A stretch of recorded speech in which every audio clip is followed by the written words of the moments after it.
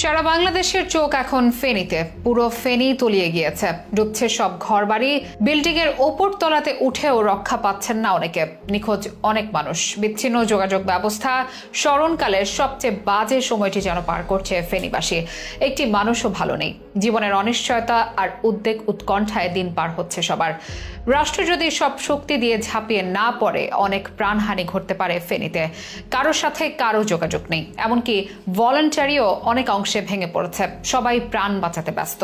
কয়েকদিন আগেও কেউ ঘুণাক্ষরেও ভাবেনি এতটা খারাপ দিন নেমে আসতে পারে ফেনীতে। প্রশিক্ষিত আর সজ্জিত বাহিনী ছাড়া এই মুহূর্তে ওখানে খুব বেশি কিছু করাটাও মুশকিল। যতই সময় যাচ্ছে ফেনীতে বন্যা পরিস্থিতি ততই ভয়ঙ্কর হচ্ছে। বন্ধ হচ্ছে না উজান থেকে নেমে আসা পানির স্রোত ও ভারী বৃষ্টিপাত। সবশেষ কি অবস্থায় আছে ফেনী? কতটা ভয়াবহ হতে পারে ভবিষ্যৎ চিত্র? ইতিহাসে আগে এমন কখন হয়েছিল ফেনীতে? কিভাবে হবে সংকট নিরসন? বিস্তারিত থাকছে প্রতিবেদনে। বন্যা পরিস্থিতি তীব্র আকার ধারণ করেছে ফেনী অঞ্চলে। যত সময় গড়াচ্ছে পরিস্থিতি যেন ততই ভয়ঙ্কর হচ্ছে। সবচেয়ে ভয়াবহ অবস্থা দাঁড়িয়েছে ফেনীর ফুলগাজী, পরশুরাম ও ছাগলনাইয়া উপজেলায়। তাছাড়া ফেনী সদর, ফেনী শহর, দাগনভূঞা, সোনাগাজী উপজেলাও পানির নিচে তলিয়ে গিয়েছে। শোনা যাচ্ছে পুরো ফেনী এখন পানির নিচে। বন্যার পানিতে তলিয়ে গেছে বাড়িঘর, রাস্তাঘাট, ফসলি জমি, ভেসে গেছে পুকুর। এখনো হাজারো মানুষ পানিবন্দী অবস্থায় রয়েছে এসব জায়গায়। এমন পরিস্থিতিতে এসব এলাকা পুরোপুরি বিদ্যুৎহীন হয়ে পড়েছে। বন্ধ হয়ে গেছে মোবাইল নেটওয়ার্কও। যারা পড়াশোনা কিংবা জীবিকার তাগিদে ঢাকা কিংবা দূরে কোথাও বাস করছেন, তারা পরিবারের সাথে যোগাযোগ করতে পারছেন না। বাড়ির সবাই কি অবস্থায় আছে সেটিও যেন জানার কোনো উপায় নেই। কিছুতেই বন্ধ হচ্ছে না উজান থেকে নেমে আসা পানির স্রোত ও ভারী বৃষ্টিপাত। সেনাবাহিনী বুধবার দুপুরের পর থেকে উদ্ধার তৎপরতায় নামলেও রাতে অন্ধকার ও বিরূপ আবহাওয়ার কারণে তেমন তৎপরতা চালাতে পারেনি বলে জানা গেছে।